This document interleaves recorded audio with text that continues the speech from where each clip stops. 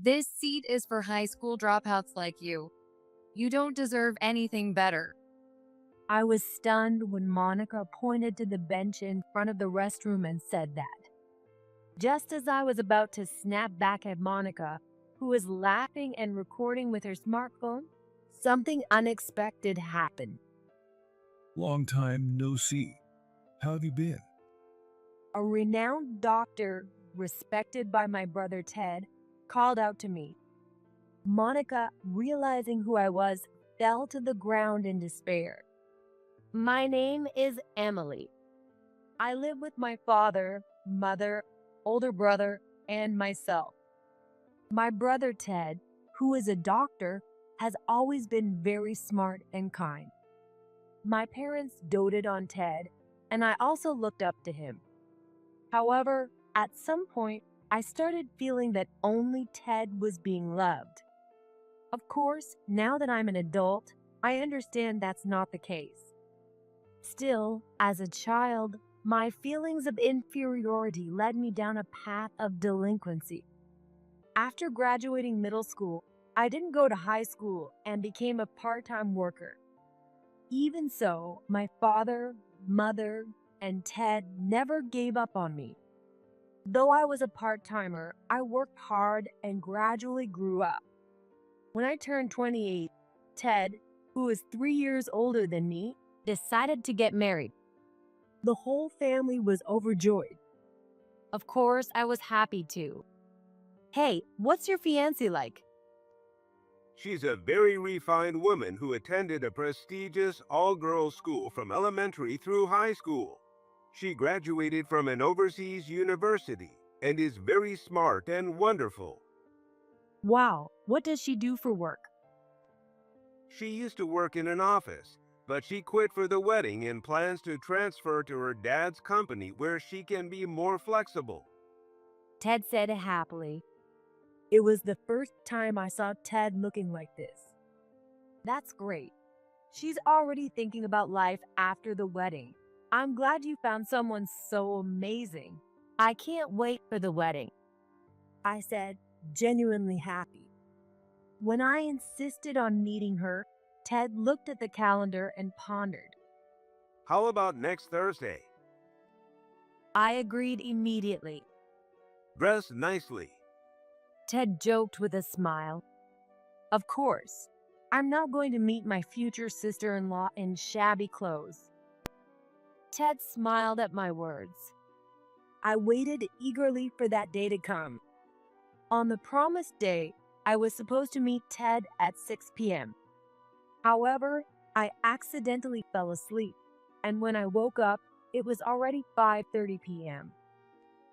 It takes 15 minutes to get to the meeting spot at the station. Emily, weren't you going out for dinner with Ted and his fiancée today? If my mother hadn't reminded me, I might have completely missed the appointment. I grabbed the cookies I had prepared as a gift and hurried to the station. Just as I was almost there, I saw a woman nearly bump into an elderly lady carrying shopping bags. Whoa. Just in the nick of time, the old lady didn't get hit, but she was so startled that she fell hard. Her plastic bag tore, scattering its contents everywhere. Watch where you're going. The woman glanced at the old lady, clicked her tongue, and walked away. How shocking! She looks fashionable but has such an awful heart. Are you okay? Yes, thank you. I rushed over to the old lady, took her hand, and helped her up. I gathered the spilled items and took out the cookies I had brought as a gift for Ted's fiancé, putting them in the paper bag. Here you go. Oh my, even a bag. Thank you. No problem. It was an unfortunate incident. I smiled at the old lady, and she said, That girl often walks around here, always looking at her phone. I couldn't dodge her today because I had too many bags. The old lady vented her frustration. It seemed that the woman hadn't noticed the old lady walking until the last moment because she was looking at her phone. But I'm glad you weren't hurt. I should do something to thank you. You even gave me a bag. No, it's fine. I'm in a hurry, so I need to go now. Take care. I said this and hurried to the station. I thought I would just make it in time, but I was about 5 minutes late. If you're going to be late, let me know. Sorry, I fell asleep. You really are something. Ted laughed. By the way, where's your fiancée? Since you were late, she went to the restroom for a bit. I see. I'm sorry to keep her waiting. As I said that, I saw a woman approaching us. I instinctively looked down.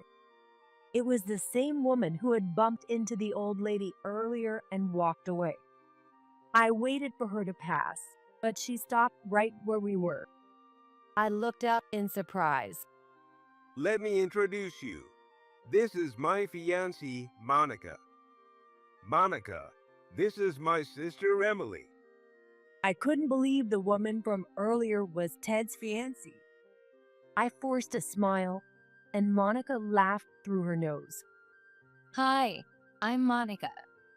Monica wasn't the refined woman I had imagined, but someone who seemed quite strong-willed. She was far from the wonderful person Ted had described. Maybe it was because I had seen what happened earlier, but I couldn't help feeling uneasy about her words and actions. Were you okay being late? Sorry, I fell asleep without realizing it. Oh, in the middle of a weekday? Well, it happens. Monica laughed mockingly. That irritated me a bit, but I pulled myself together, handed over the gift, and introduced myself. I'm Emily, Ted's sister. Nice to meet you. However, Monica looked at the cookies and said with a puzzled expression, Didn't you even have a paper bag? I thought you bought them for yourself. Good thing my bag is big today. Thanks. Although she said thank you, I didn't feel good about it. Ted, who had seen the whole interaction, didn't say anything about our conversation. Shall we head to the restaurant? Wait a minute. Monica sidled up to Ted, speaking in a sweet voice, and walked beside him. Then, for some reason, she gave me a triumphant smile and walked off. It was the worst first meeting ever. My impression of Monica was terrible. I wished I would never have to see her again. But the wedding was already set. All I could do was hope Monica would be a good wife for Ted. When I got home, my mother eagerly asked for my impressions, but I just smiled and avoided answering. As time went on, the wedding plans progressed, and it was decided that our families would meet. Monica's father is an executive and a department manager in a company, and her mother is a pharmacist. She also has one younger brother. I don't need to go. I've already met Monica. I wanted to avoid getting involved as much as possible. That's not acceptable. My father, who values family relationships, insisted, so I reluctantly agreed to participate. Oh, long time no see. You didn't oversleep today, did you? On the day of the meeting, Monica said this as soon as she saw me. I wondered why she had such a grudge against me. It was disheartening. However, the reason would become clear at the upcoming family meeting. Ted's sister is Emily, right? Which university did she graduate from? Just as I was about to answer Monica's father, Frank, Monica interrupted. Dad, I told you not to ask that question, didn't I? But you might be mistaken. I can't believe that such a lovely family's daughter was a delinquent. Frank said this, then looked startled and smiled awkwardly. Monica knew from Ted that I had gone off the rails after middle school. Before my confused parents could say anything, I spoke up. You're right. I didn't go to high school after middle school. I often didn't come home, and I worked as a waitress at a family restaurant. Monica smirked upon hearing this. See, I told you it was true, right? Her voice sounded mocking, no matter how you listened to it. I was genuinely fed up, but Monica then tried to defend me. Emily, you will have it tough from now on, but I'll help if needed. I'm also going to work at my father's company, so it'll be fine. That's right. Helping each other is important. I don't need your help, I wanted to say, but I didn't want to cause a scene, so I just smiled it off. But the real problem came after this. As I headed to the restroom, Monica followed me. That was a big meal. She said cheerfully, but as soon as we were outside and the family was out of sight, she spoke to me, still smiling. Just so you know, I have no intention of helping you. What? Come on, about what I said earlier. Whether you end up homeless or whatever, we have no obligation to help you. There's no reason to help someone who hasn't even tried. Monica emphasized once more that she wouldn't help me. I didn't feel like responding and continued to ignore her after that. She really was an awful woman. I couldn't imagine Ted being happy married to someone like her. Ted, don't you think you should reconsider her? What are you talking about? She's a great girl. He didn't even want to hear my concerns. And so, unable to give my blessings, the wedding day arrived. After the wedding, I parted ways with my busy parents and headed alone to the reception hall. But there, something shocking happened. I thought I would go ahead and take a seat, so I looked at the seating chart. However, no matter how much I looked, I couldn't find my name on the chart. Without a seat, I couldn't enter the hall, so I looked around in disbelief. Maybe it's a mistake. I wanted to confirm, so I looked for a staff member. But before I could find one, Monica appeared, recording me with her smartphone. Hilarious. Apparently, she had been filming me panicking over the seating chart from the shadows. Monica said to me, her eyes wide with mockery. Panicking because you can't find your seat? You were looking for a staff member, but it's not a mistake. What do you mean? Just what I said. Monica said, looking around. Then, pointing to a bench in front of the restroom, she said, There it is, the seat for high school dropouts. That's good enough for you. I was speechless at Monica's behavior. While I couldn't say anything, Monica laughed loudly. Just as I was about to snap back, someone approached us. Noticing his presence, Monica stopped laughing and closed her mouth in surprise as she saw him. Long time no see. How have you been? His name was Sam Johnson. He was Ted's respected boss and a renowned doctor in the community. Monica forced a smile at Sam's words. Sam, today is. However, Sam ignored Monica and spoke to me. Congratulations on Ted's wedding today. What a beautiful day it has turned out to be. Monica looked genuinely shocked that Sam was addressing me. And no wonder, since Sam was speaking to me respectfully with a smile. Monica, clearly unhappy, addressed Sam.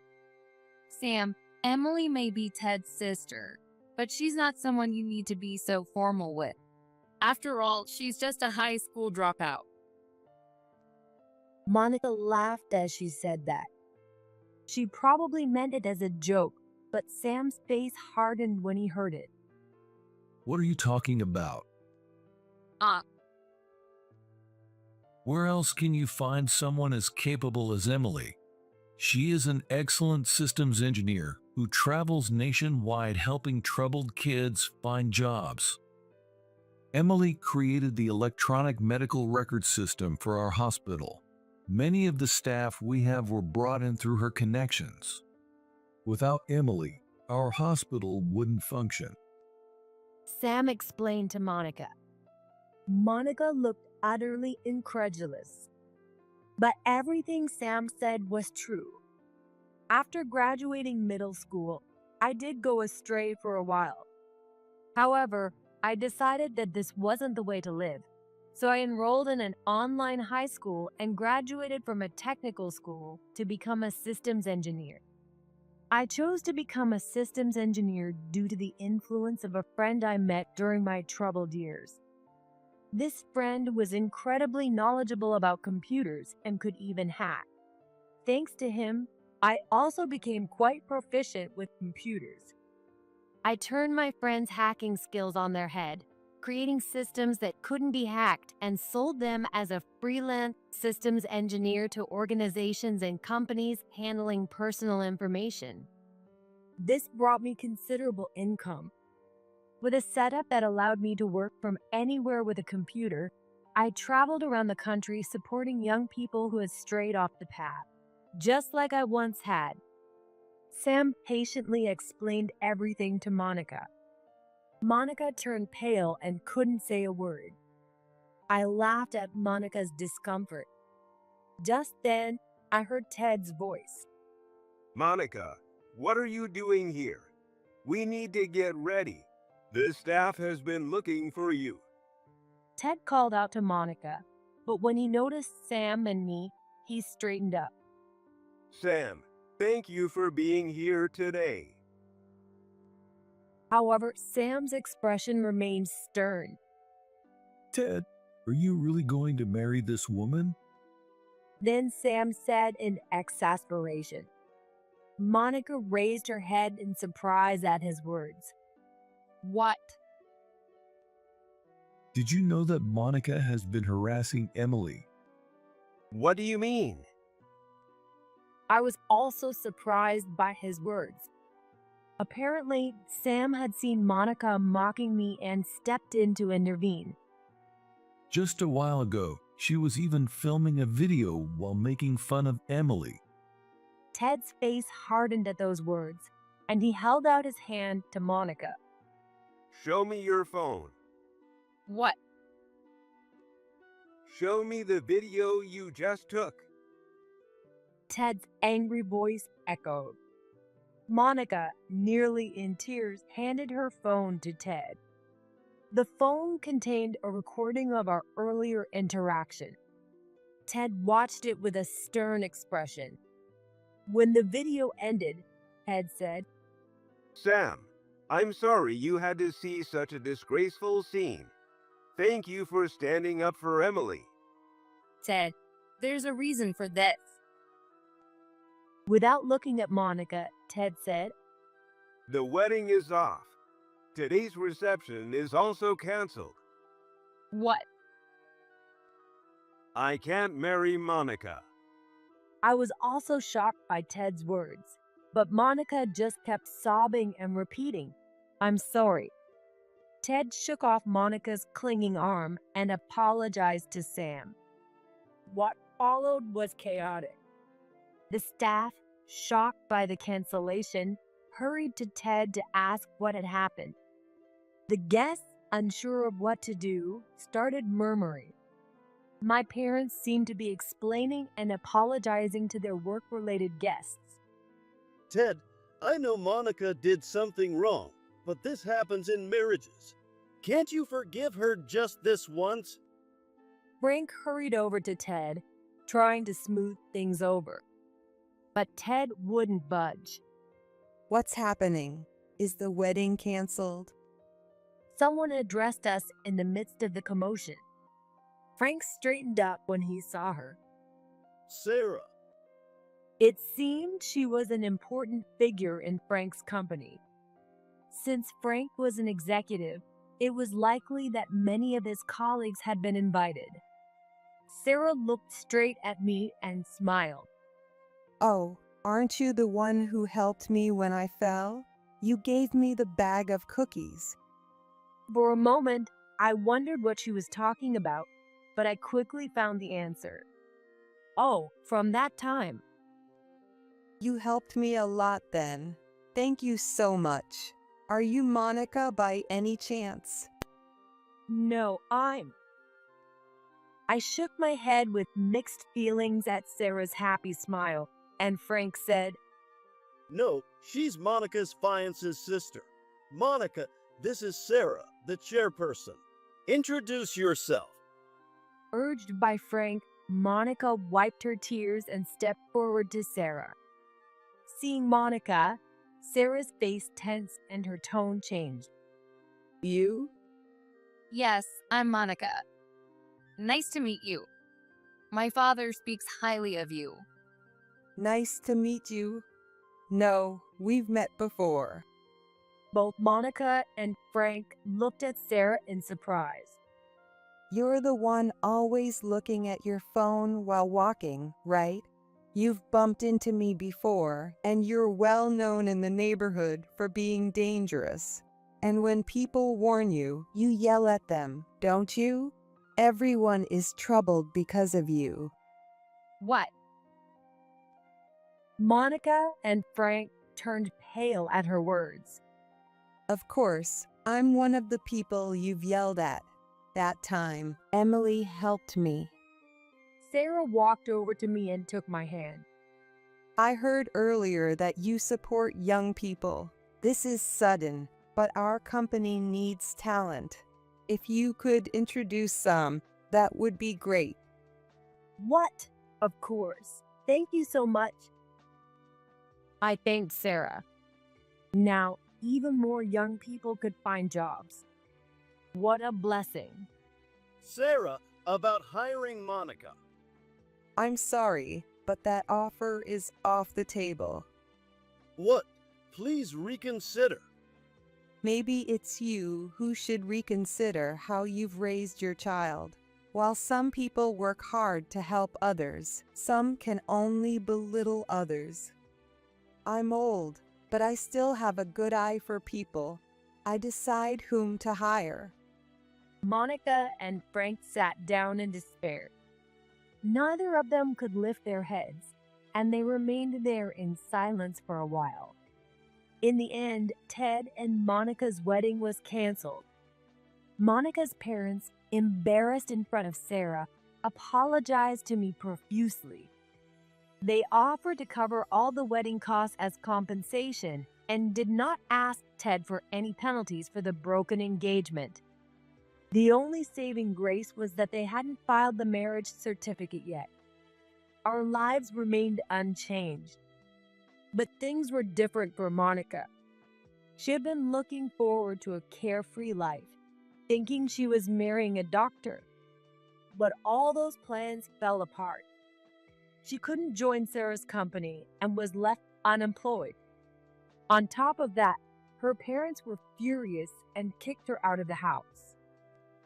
When you said you wondered if I was really going to get married, I should have taken the time to learn more about Monica. I'm sorry for not listening properly. Ted apologized to me. I said it because I was worried about your happiness.